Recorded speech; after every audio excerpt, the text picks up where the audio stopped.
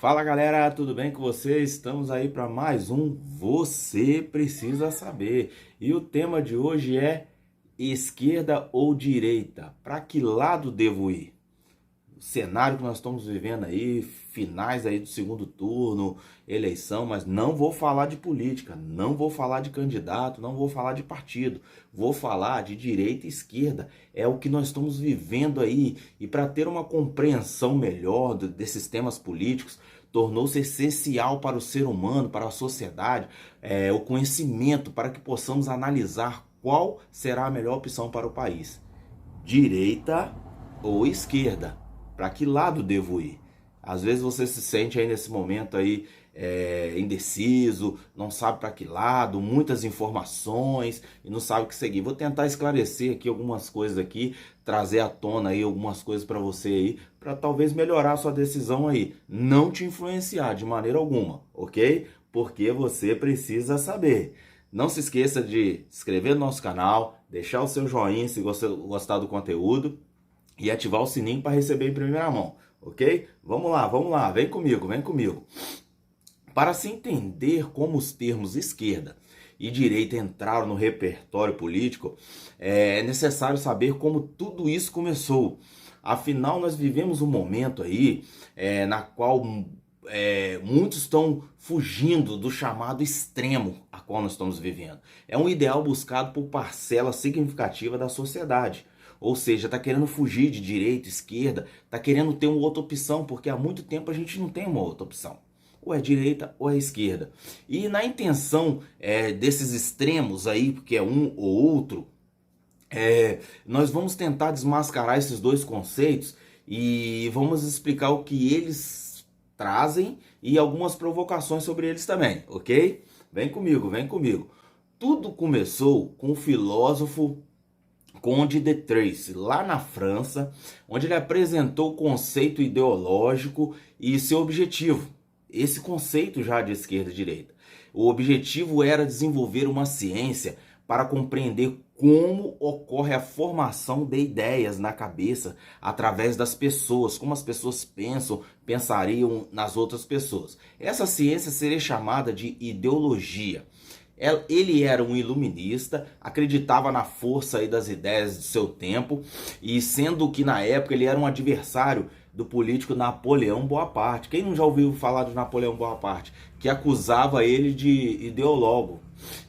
Mas com o passar do tempo, a palavra ideologia ela foi tomada novas formas. Karl Marx também atribuía a ideologia à percepção da realidade. Ou seja, quem percebia o que estava acontecendo, a realidade dos acontecimentos.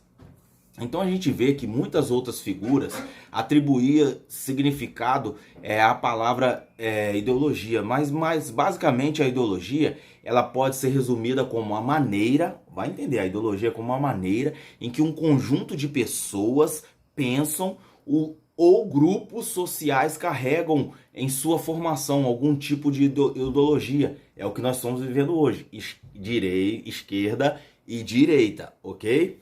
E quando que as ideologias se tornaram de direita e esquerda? Agora vamos contar uma historinha aí, quando que elas se tornaram realmente. Lá na época da Revolução Francesa, quem não estudou lá na escola, lá ouviu falar, Revolução Francesa, 1789, é tema lá da matéria de história em todas as escolas, todas as crianças aí. Eu acredito que você também tem estudado, ouviu falar. Pode ser alguns anos atrás, mas você vai se lembrar dessa Revolução Francesa, que foi o início da nossa Revolução Industrial. Então, durante a realização das assembleias constituintes lá nessa Revolução Francesa, na época, havia grupos organizados que eram chamados os girondinos e os jacobinos. Os primeiros eram chamados mais ricas das sociedades e sendo mais conservadores e conciliadores que se sentavam à direita. Então vai entender, esse era a parte mais rica. Assim surgiu a direita, estava sentada à direita. Já os jacobinos, que eram considerados mais radicais, sentavam-se à esquerda da Assembleia. Vale ressaltar que a Revolução Francesa foi um processo conduzido pela própria burguesia. O povo estava fora. Mulheres e pessoas pobres também não participavam. Pobre também não participava, mulheres também não. E os debates da época tinham questões que dividiam várias ideias, vários pensamentos da direita e da esquerda. E não são mais as mesmas que hoje, que dividem visões políticas a qual nós estamos vivendo. Então, como ideologia é uma forma de pensar, igual a gente viu aí, ser de direita ou ser de esquerda está ligado à forma como você pessoa pensa dentro da sociedade. As pessoas de direita ou de esquerda, ela tem pensamentos assim diferentes. Diferentes é os extremos, igual eu falei lá no início lá. É como devem atuar o Estado e o mercado, por exemplo. Porque logo quando se fala em política, vemos a atuação do Estado e a atuação do mercado. E esse pensamento guia a forma com que as políticas públicas serão executadas por cada um desses grupos políticos, direita ou esquerda, caso algum chegue ao poder. Os pensamentos econômicos acreditam na autorregulação do mercado, ou seja, que as ideias de oferta, procura, demanda ajustam e defendem que um conjunto de instituições públicas, sendo eles do Estado, interferir demais, eles podem provocar uma série de consequências ruins na economia. Esses pensadores, eles se organizaram conjuntamente aos partidos e organizações de direita, tá entendendo? A direita pensa que o Estado tem que interferir menos lá no setor privado, no salário que você está recebendo na sua empresa. Eles acham que a interferência é mínima, que eles podem gerar algo ruim para a sociedade. Já as organizações de esquerda atuam como contestadores de tudo isso, dos grupos que estão no poder.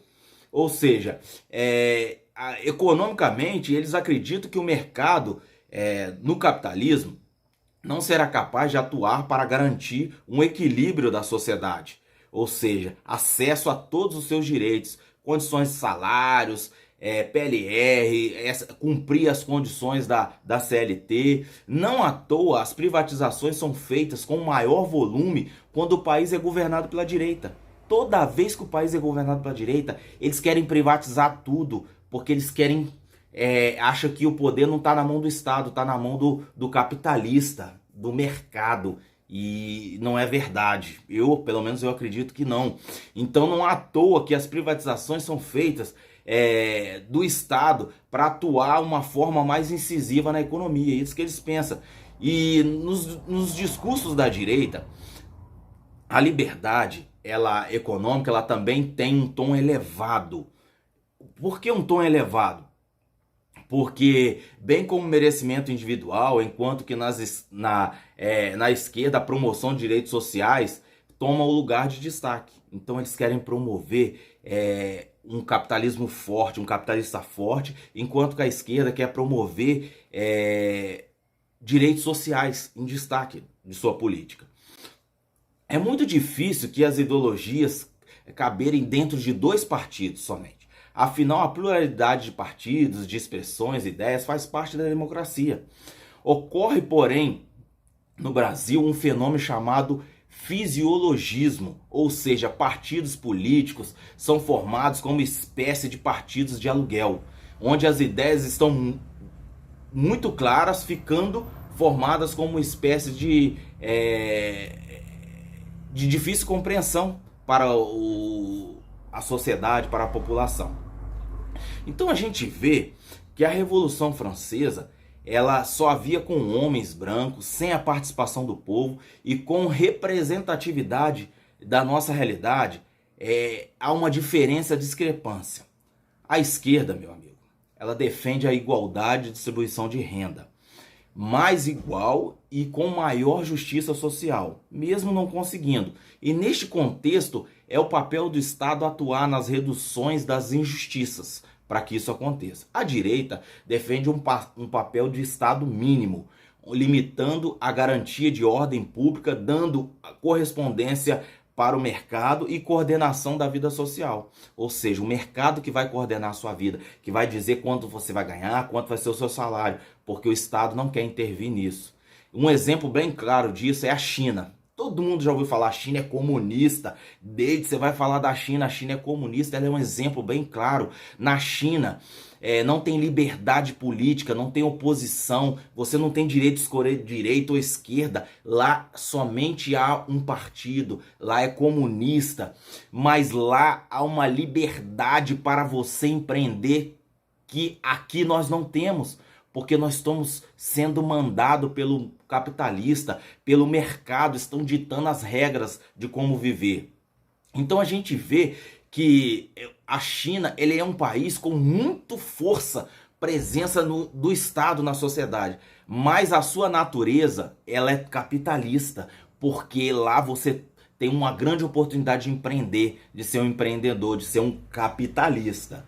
A sociedade, ela está marcada por uma crescente constante segurança e desordem e pede atitudes repressivas diante dessa ineficiência que se combater o caos a qual estamos vivendo. Quando uma política, meu amigo, baseia em gesto de estar com armas nas mãos, agressões a minorias, deboches, a institucionalização, esse tipo de atitude, parte por daqueles que o seguem, ou não. Dito que tão importante quanto o dito e o poder simbólico são exercidos com a cumplicidade daqueles que acreditam que o líder levam isso adiante. A linguagem pode nos ferir. Mas quando se verbaliza essa linguagem explicitamente, se faz gestos, algumas coisas, você incita o ódio ao outro e você faz com que essa pessoa perca o seu contexto. Quando você vai na rede social e começa a xingar outra pessoa por causa da preferência na hora do voto, você está colocando uma etiqueta e ela corrobora com todo esse ato, esse contexto de ódio. Existem pessoas perplexas com tudo isso e infelizmente são a minoria de todas. Se elas não têm voz para mudar esse cenário que os líderes criaram, o próprio líder criou.